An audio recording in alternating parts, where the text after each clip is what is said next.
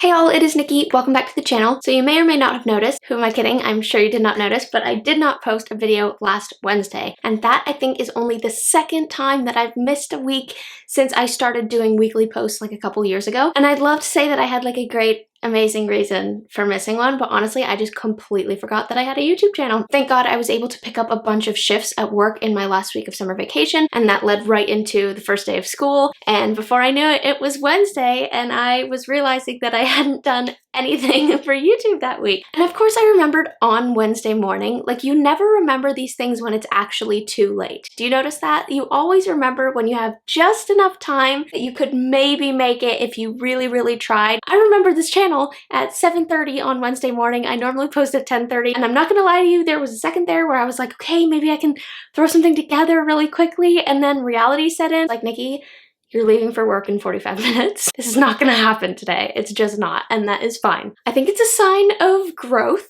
in how I see my channel and how I work with my channel. I said from the start that I wanted to have fun with this. I never wanted it to be a source of stress, and I wanted to just stay in sort of a surrender state. I did this because I felt led to do it, and I want it to be fun. So I'm really thankful that I wasn't all that bothered by missing a week, because honestly, I don't know if I'll be able to maintain a weekly schedule in fourth year. We'll have to see what happens. So it's been a busy week, needless to say. With work, now with school starting, I've also started taking karate, which is a new, exciting thing that I have been thinking about for a while. I was planning to wait until next year when a friend of mine will be in town and we'll be able to take it together. But then I really didn't want to wait. I didn't want to give myself time to like talk myself out of it. It's a very kind of like bold out there thing for me to do. You guys know me, I like to stay in my comfort zone. And so I just went for it, and I've been going for the past couple weeks. It's a lot, it's a little bit intense. I'm not all that good at it. It is pretty cool though, and it's fun to say that I'm taking karate. I don't know. I never thought I'd be doing this, so it's kind of exciting.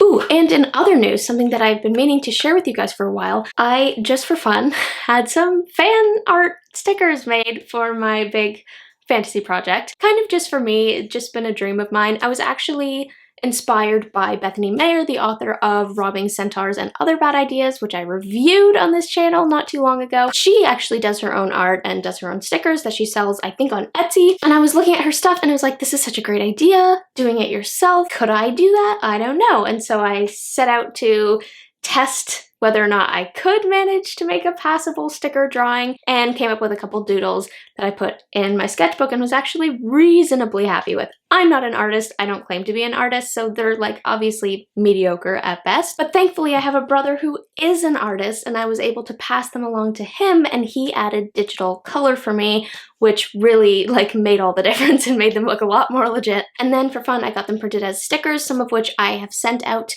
to some of my alpha readers as a thank you, those of them who expressed interest. I hope that you guys enjoy them. As a little preview, I'm not sure if you can really see, but these are my two sort of main characters. Just goofy little doodles that I did in my sketchbook, but my brother made them look a lot better than the originals. Huge shout out and thank you to Brent Florica from Sketchbook B for doing that for me. I think he's actually going to post videos about his coloring process, so stay tuned for that on his channel. And speaking of Brent, this weekend we did something really fun. We actually went to a play of Prince Caspian, which was his first experience at the theater, so it was really fun to like introduce my brother to the theater. It was also just a really good play. I cried like on multiple occasions, almost immediately, just because of the awesomeness of being there, but also like the play itself, the writing and the acting really got to me and gave me a new appreciation for Prince Caspian. I'm not sure about you guys, but that has never been my favorite of the Narnia books. I think it might actually be at the bottom of the stack for me, followed by The Silver Chair. For some reason, those two just never did it for me. I can't really describe why, but seeing the play actually renewed my appreciation for Prince Caspian and made me want to watch the movie again, which I love. I know that that's a controversial opinion, but I have always really enjoyed the Prince Caspian movie. I actually like all of the Narnia movies. Where was I going with that? Oh, but one thing that it really did give me more of an appreciation for as I was reading the program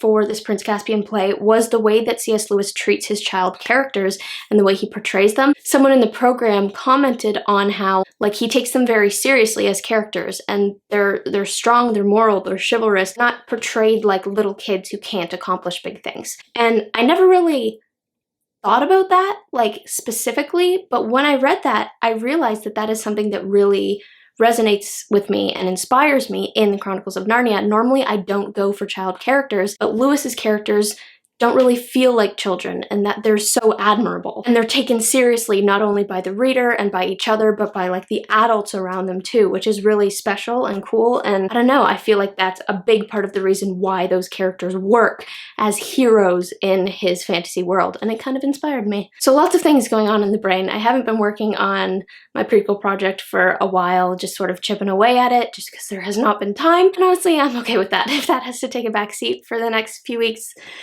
it just does, and that's fine. I'm just thankful to have had a really, really blessed and beautiful summer, and I'm looking forward to seeing what God has in store for me in the very busy semester ahead. It is going to be good. Thank you so much for watching this video, guys. I hope you enjoyed it, and as always, do not forget to spend some time in the clouds today.